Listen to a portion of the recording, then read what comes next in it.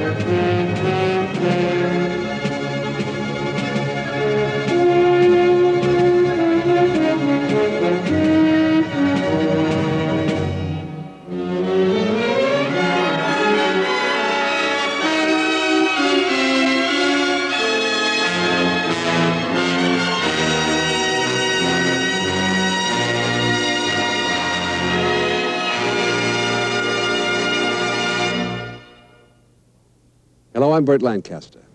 I'm standing here on Mamayev Hill. Below me lies the city of Volgograd, formerly known as Stalingrad. In 1942, some of the fiercest combat ever took place in a monumental battle between the Russian and German armies. The ground was covered with bombs and artillery shells. Almost all of Stalingrad was reduced to rubble. Of some 46,000 homes and buildings, 41,000 were totally destroyed. In Stalingrad, 2 million soldiers fought for 200 days and nights. Many people in the West doubted that the Soviet army could win against the mighty Wehrmacht. But the Red Army fought the Nazis to a standstill, from street to street, house to house, room to room. Hitler's armies suffered their greatest losses to date as the Russians repelled attack after attack. It was the largest battle in history. So much was at stake that the victory or defeat of either side might well determine the outcome of World War II. Our story, the defense of Stalingrad.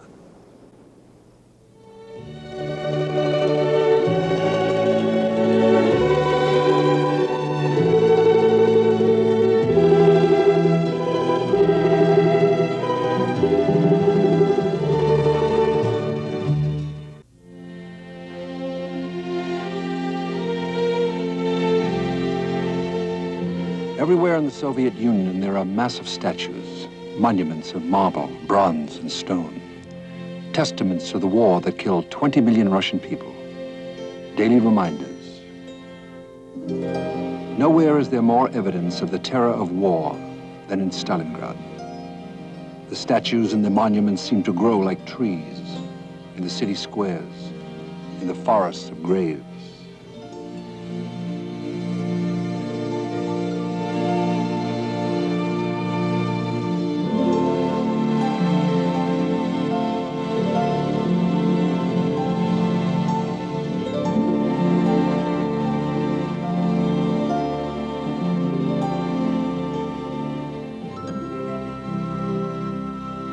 High on Mamayev Hill is a pantheon where carved for all time is the name of every Soviet man, woman, and child who died in the Battle of Stalingrad.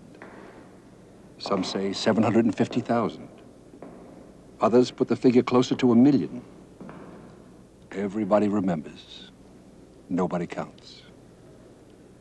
This mother knows by heart the exact place where her daughter's name is carved. She can find it blindfolded, cut in stone forever.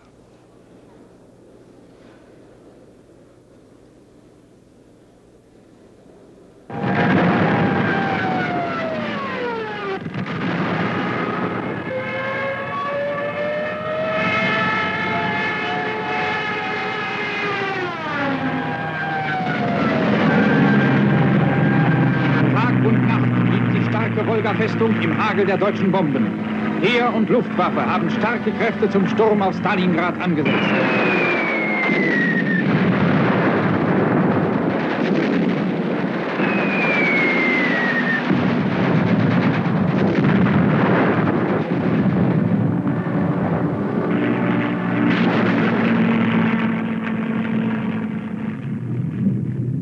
By the spring of 1942, less than a year after declaring war on the Soviet Union, Hitler's front lines were 1,000 miles inside Russia.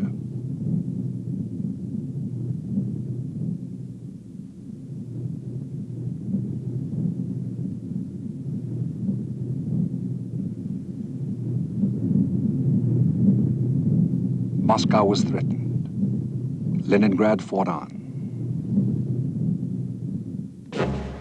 Most of the countries of Europe had either been captured or had aligned themselves with the Third Reich. The Ukraine was gone. The Baltics and Belarusia had fallen to the Nazis. The great battles of Smolensk and Kiev had been lost.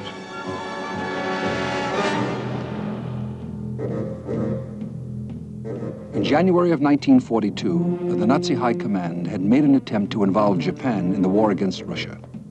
The Reich, though strong, could use a second front. The Japanese would be the perfect ally.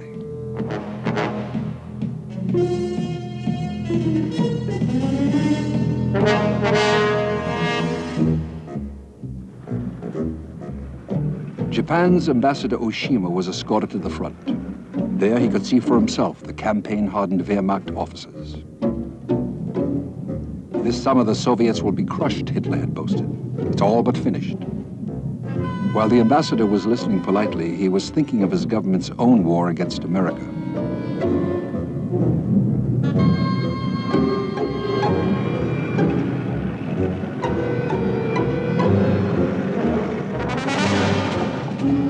Intelligence reports on every side were sketchy, while both the Russians and the Nazis prepared the spring and summer campaign.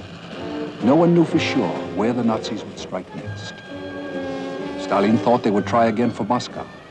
He knew the Nazis would not abandon their siege of Leningrad.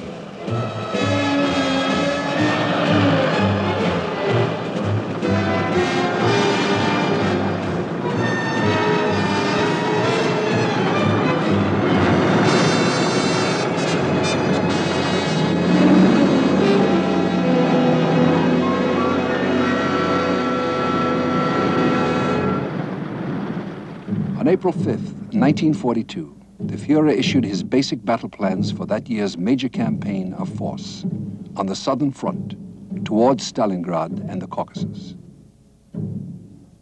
The Nazis employed 74 of their 217 divisions on the Eastern Front, including 7 armored divisions. These were the 1st and 4th Panzer Armies, a total of about 1 million men, supported by 1,500 airplanes of the 4th Air Force.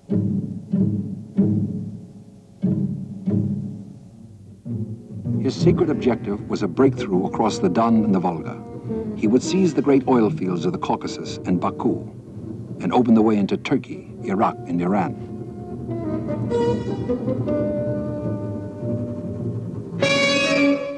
The buildup of machinery, artillery, and tanks went on endlessly. And of course, more infantry. Some just in from Germany, seeing the front for the first time.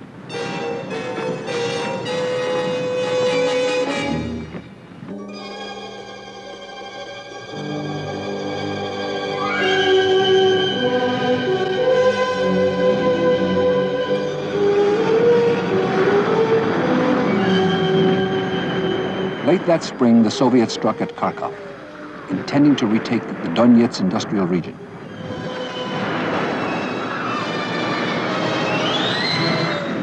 Unfortunately, the Soviets hit the eye of the concentrated German forces, massed for the drive eastward.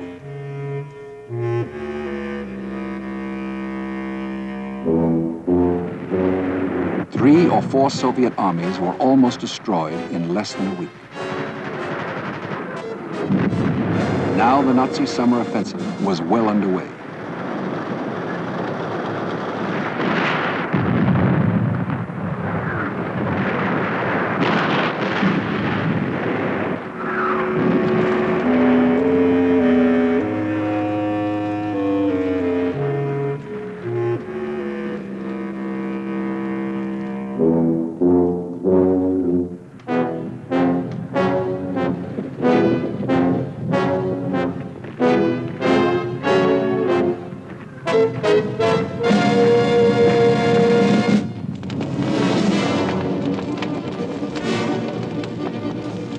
The familiar pattern of Nazi warfare was being repeated. What the Germans couldn't pillage or carry off as plunder, they burned in their passing. If some of the old ones and children escaped death, they were left with nothing.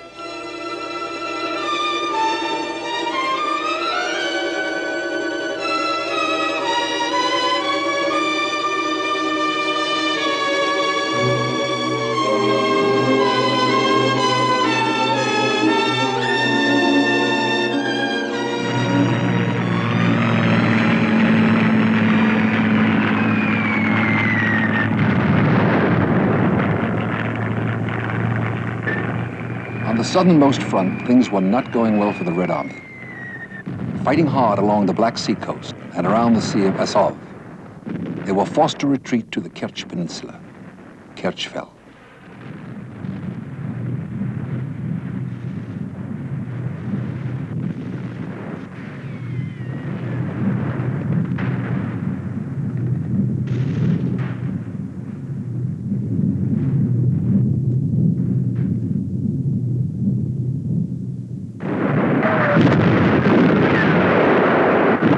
The Nazis' main objective was Sebastopol in the Crimea, main base for the Soviet Black Sea Fleet.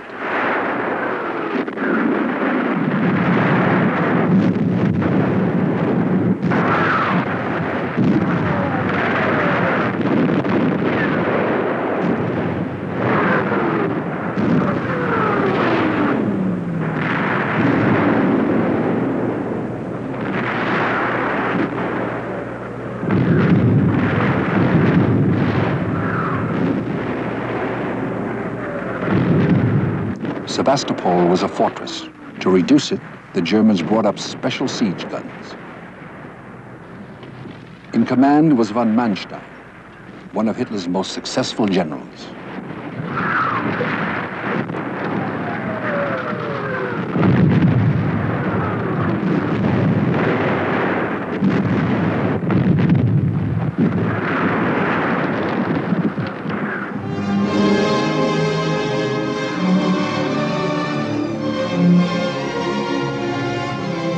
On June 4, 1942, the Soviets abandoned Sebastopol, having withstood a siege of 250 days.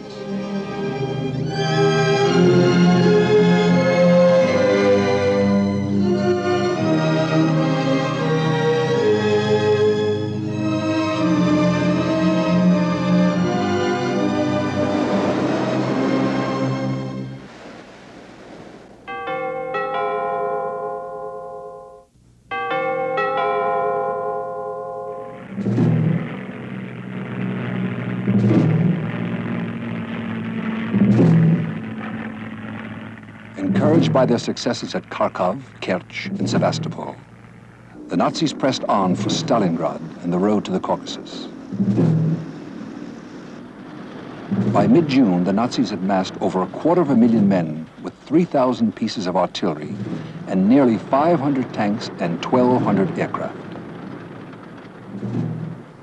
Hitler told General von Paulus, commander of the 6th Army, "With your army, you can storm the skies."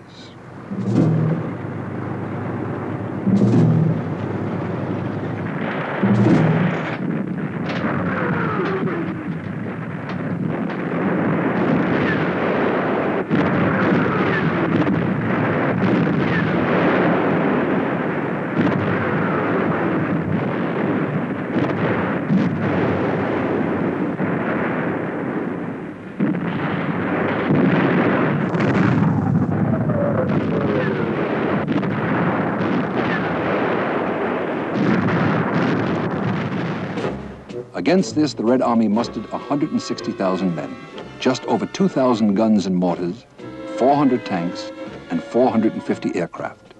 The odds were heavily against the Soviets. In the face of the Nazi advance, fighting doggedly, the Red Army steadily withdrew toward Voronezh.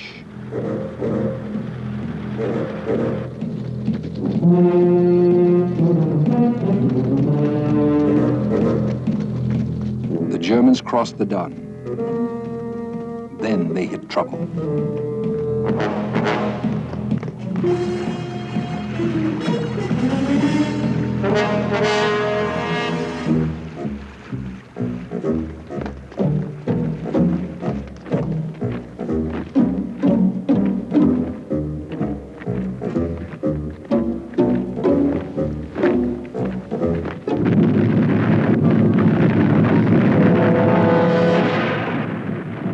Soviet High Command had placed 2 infantry armies with powerful tank and air support within the Don Bend. General Halder, chief of the German General Staff, noted in his diary, "The enemy's resistance is building up." 2 weeks later, he noted, "Hard defensive actions on von Paulus's northern flank." During June, the Nazis had lost 130,000 killed and wounded. In July, 160,000.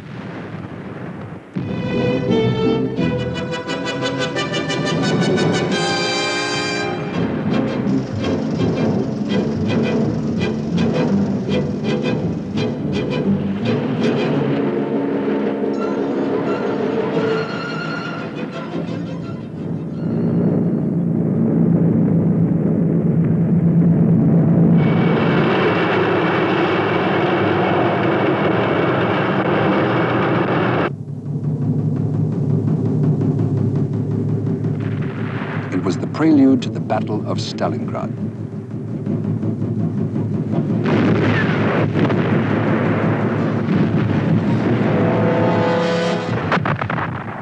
On July 28th, Stalin had ordered, not one step back.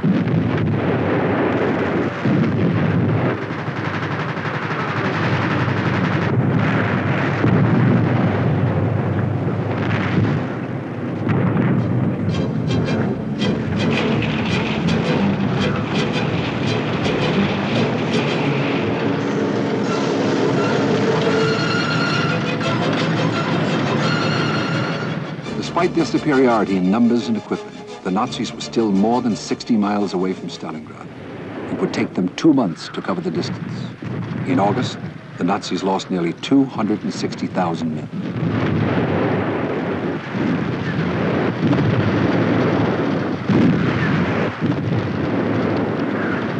In the summer heat of the Don Plain, the Soviets held fast, denying von Paulus the breakthrough he craved. The longer he could be delayed, the more time the Soviets would have to deploy their strategic reserves.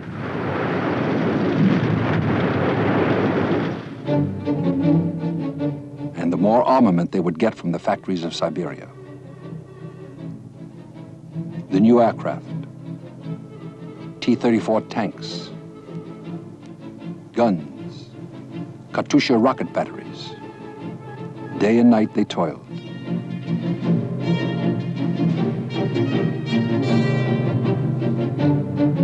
And their work rolled westward.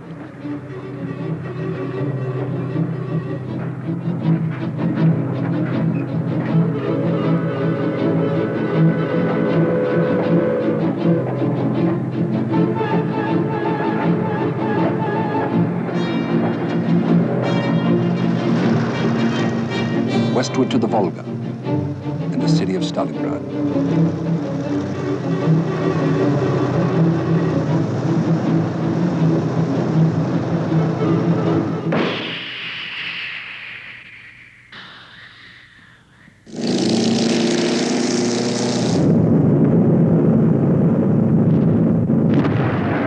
The Germans poured fresh divisions into the conflict. At stake was the fate of the Caucasus. In June, the Nazis had attacked with 38 divisions. By the end of September, they had amassed 80. What had begun as an encounter battle had now developed into a battle of attrition. The irresistible force had met the immovable object.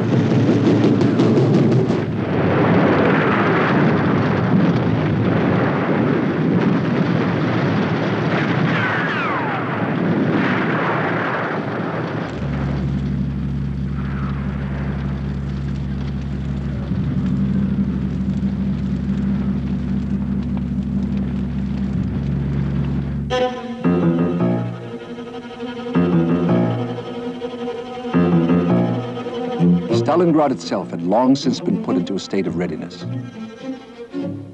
Workers from the great Stalingrad factories joined their militia groups and took up arms.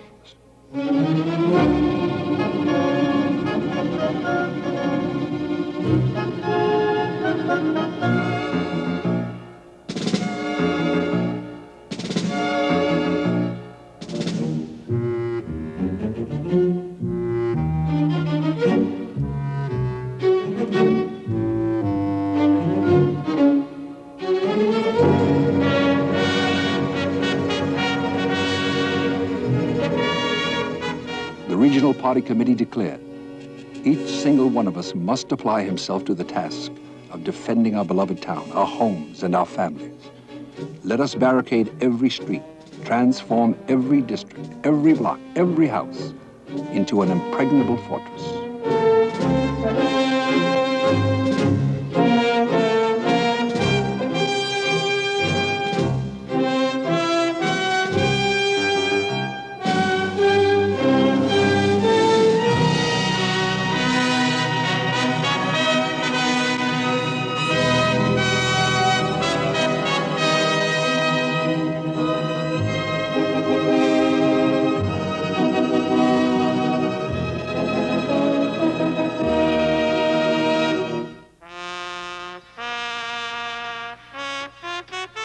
Stalingrad's tractor factory had been converted to wartime use.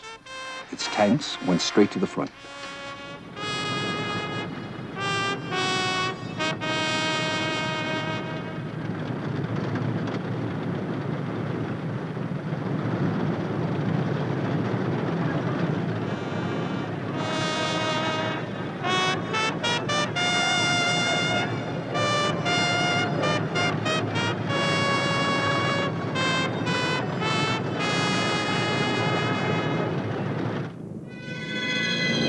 The Germans poured more and more men into the battle, on the ground and from the sky.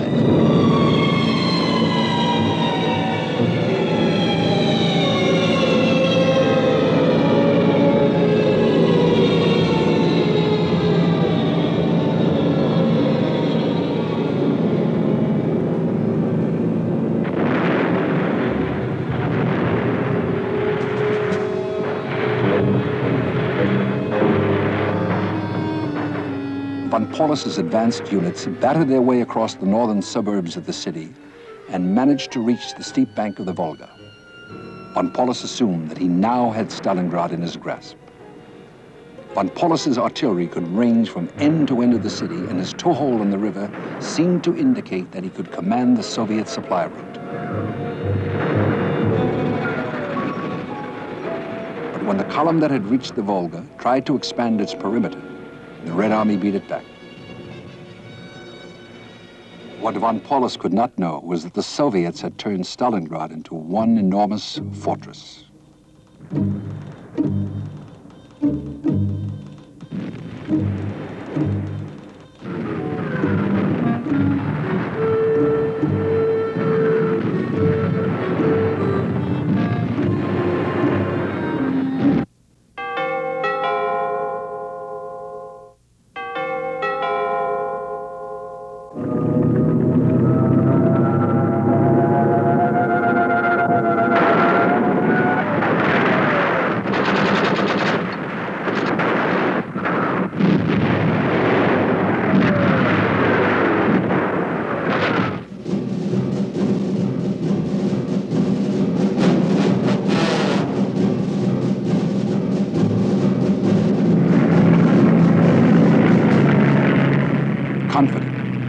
Von Paulus called in the Luftwaffe to deliver the coup de grace.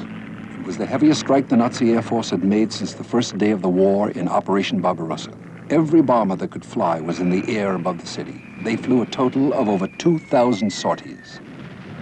It was a pure terror raid, of the kind the Nazis had patented at Rotterdam, Warsaw, and Belgrade. Its intention was to massacre civilians and demonstrate the folly of further resistance.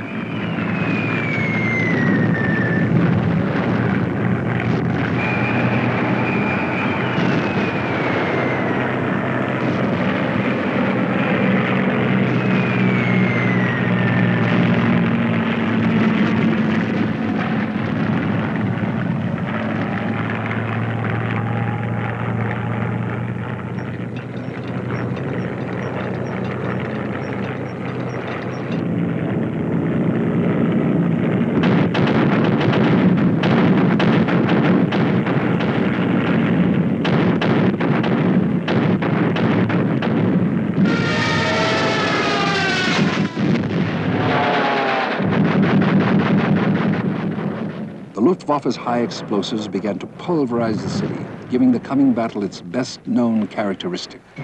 Stalingrad would be a battle fought in a world of rubble.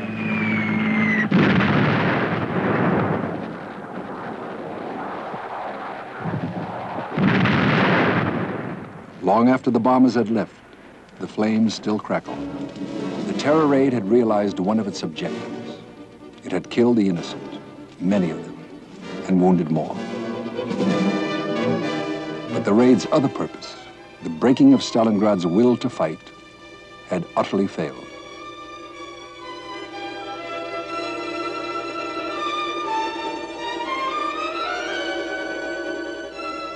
Sadly, the citizens salvaged what was left to them and left their homes. From now on, the streets of Stalingrad would be the province of the soldiers.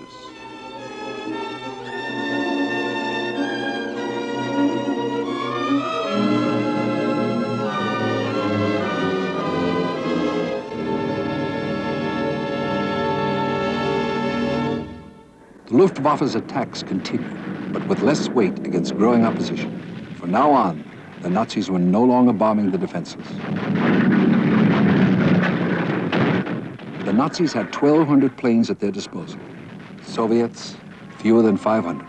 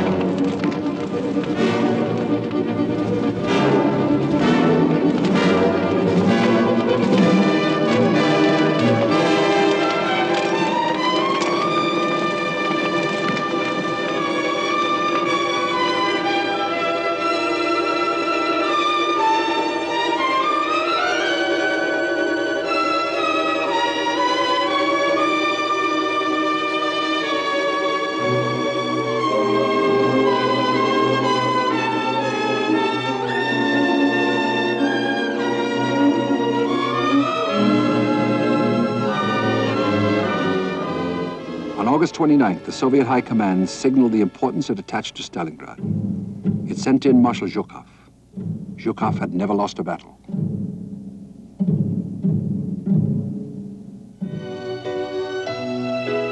The wounded were sent across the Volga.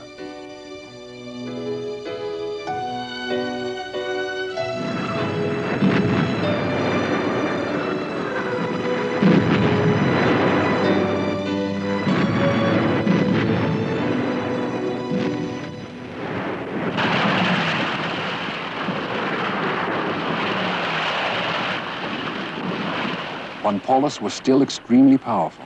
His 6th Army had reserves not yet committed, as well as 5 panzer divisions that had not yet seen any street fighting.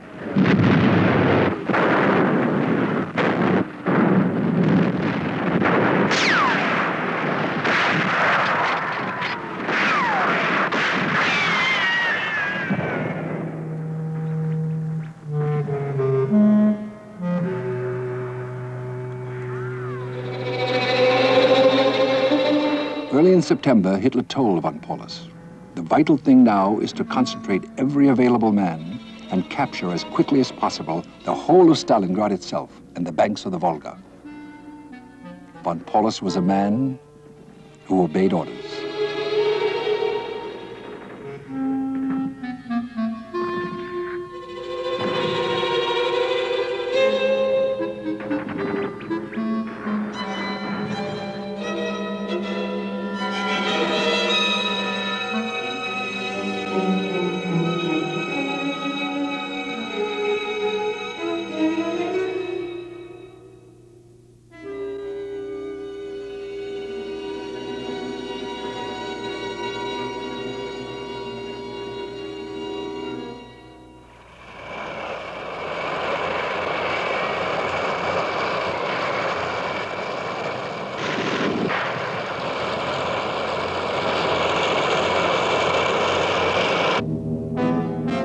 On September 13th, the Germans managed to break into the city proper.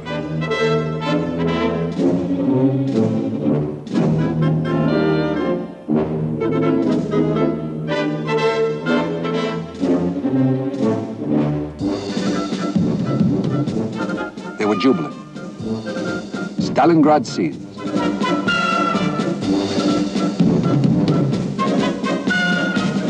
Goebbels announced the demise of the city named after Joseph Stalin. And medals were struck for the victors of Stalingrad.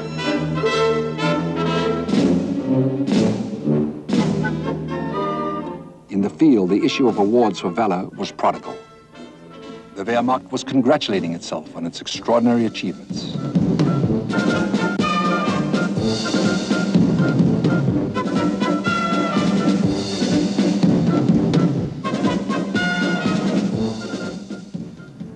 They even started to build a new railroad, not realizing that the real Battle of Stalingrad had not begun.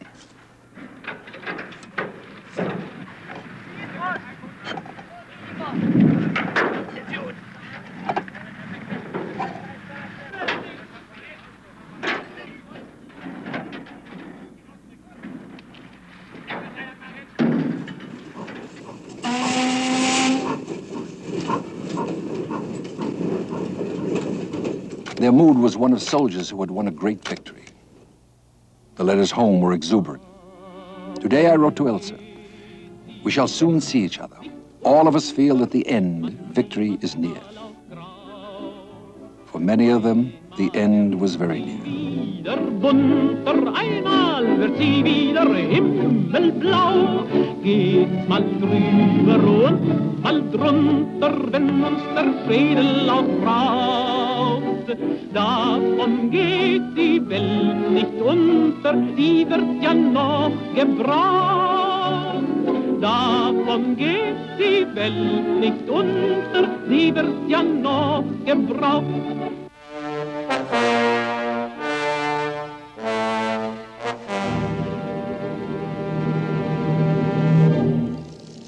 The battle for Stalingrad continued. The fighting took on a new character.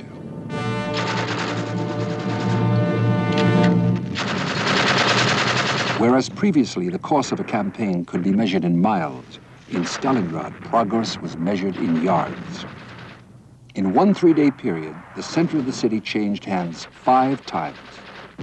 The front line was behind every pile of rubble.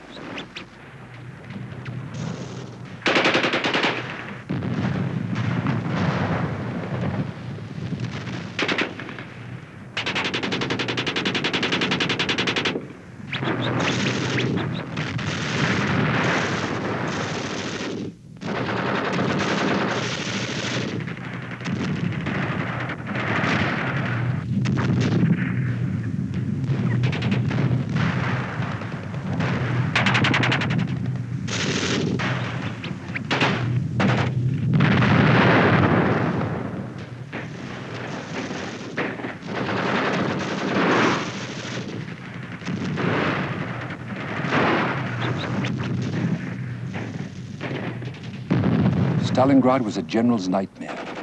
The streets had been so crated and filled with debris that tanks could not maneuver. There could be little air support. situations changed so rapidly that artillery was useful only at point-blank range. The lines were only a hand grenade throw away from each other, sometimes as close as different floors in the same house. Often the fighting was hand-to-hand.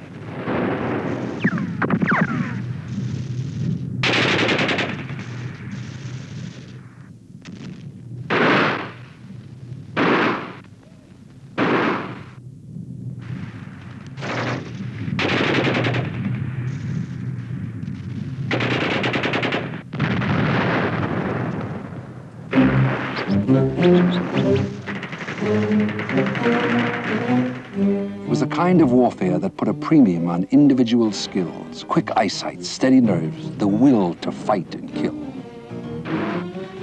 It was unlike any other great battle that had ever been fought.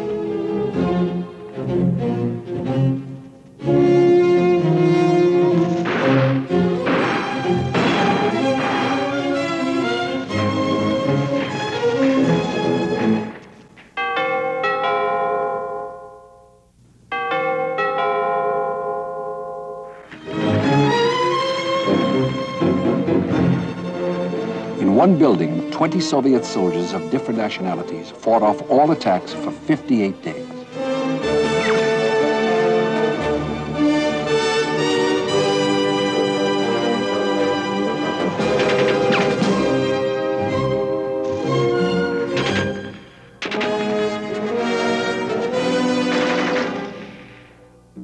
It became known as Pavlov's house. In honor of Sergeant Zhukov Pavlov, commander of the group. In 1970, Pavlov told his story to people the age he was when he fought in 1942.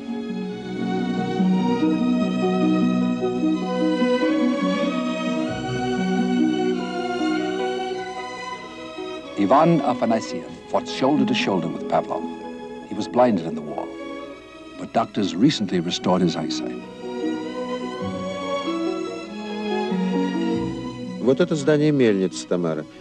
Here's the mill, Tamara. The fighting was particularly hard here. The Nazis repeated their attacks for days, and we had to hold out on this bank of the Volga. Over there, see that structure? They broke through to the Volga. We only had a narrow strip of land here. There is no land for us behind the Volga, said Vasily the sniper, giving Stalingrad a motto. Matvey Putilov, a signalman dying of wounds, put live wires in his mouth to re-establish communications. General Rodimtsev, a veteran of street fighting in Madrid in the Spanish Civil War. Rodimtsev brought his infantry division across the Volga to reinforce Stalingrad's defenders. His men were sent into action battalion by battalion as soon as they got off the ferries.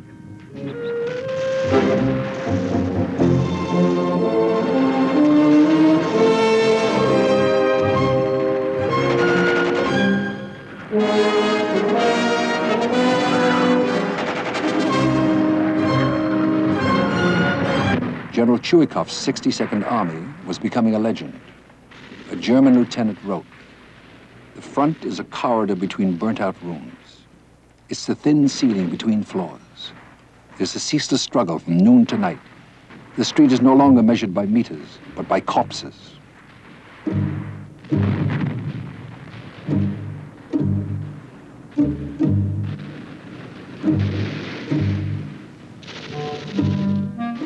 When September began, a German diarist had written, "Are the Russians really going to fight on the very bank of the Volga?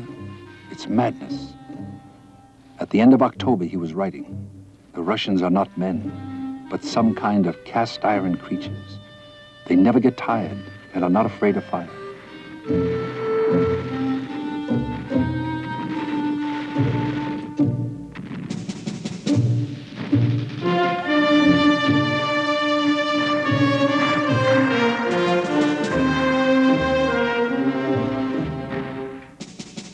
They took an oath over their dead comrades. "We swear to the last drop of blood, to the last heartbeat, we shall defend Stalingrad."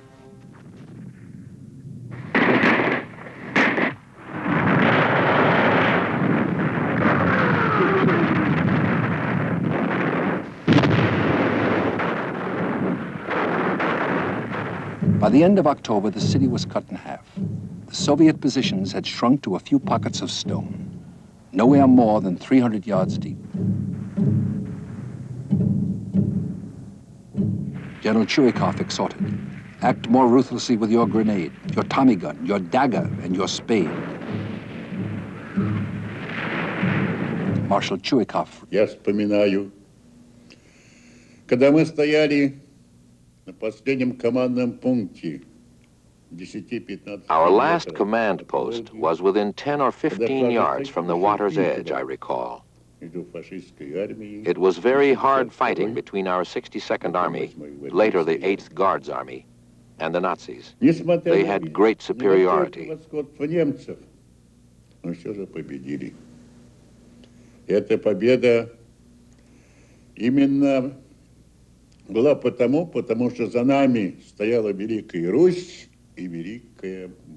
Behind our backs was Great Russia and the Great Volga, Mother Volga. That was the ultimate goal of the Nazi attack. And at the same time, it became the grave for many of them.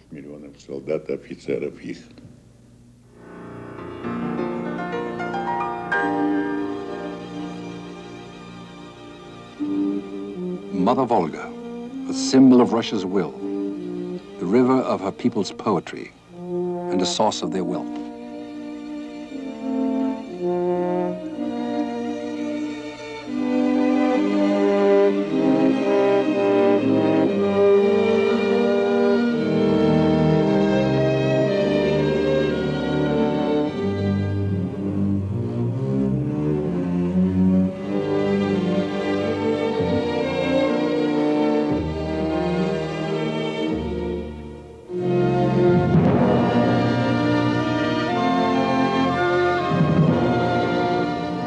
Little direct effect on the battle. The Volga flotilla made some hit-and-run raids on the German positions on the West Bank. It was aggressive enough to attract the attention of the Luftwaffe.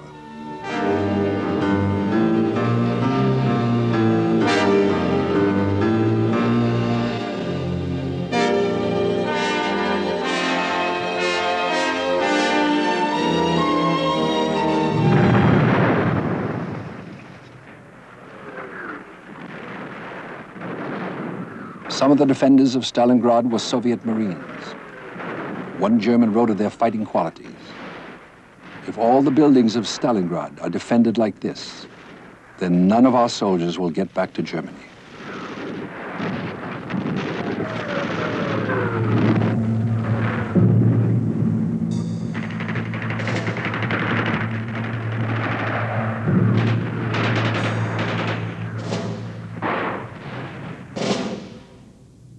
Later, Field Marshal Keitel.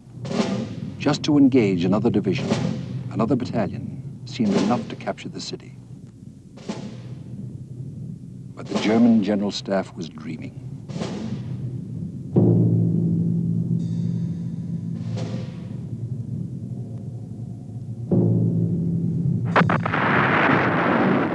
That summer, the German offensive had seemed bound to succeed until Stalingrad. By fall, the savage battle had shown that the German grand offensive was stalled. For nearly 2 months, the situation maps of the German High Command had shown no change.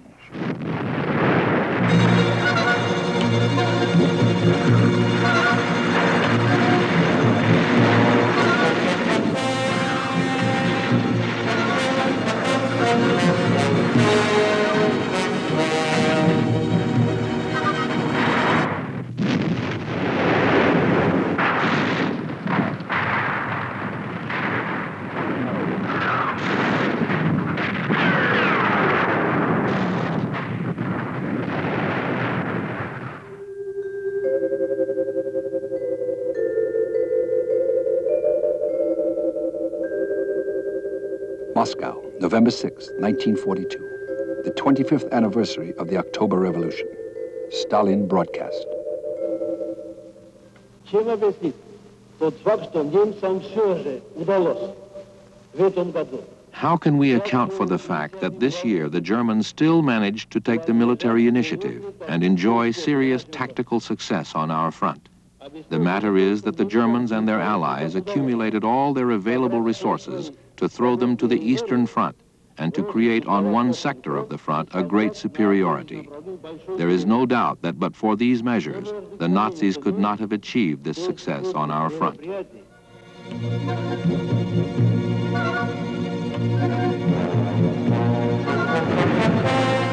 Of all the Red Army battles, Stalingrad was the one that tested to the utmost the capacity of the individual Soviet soldier.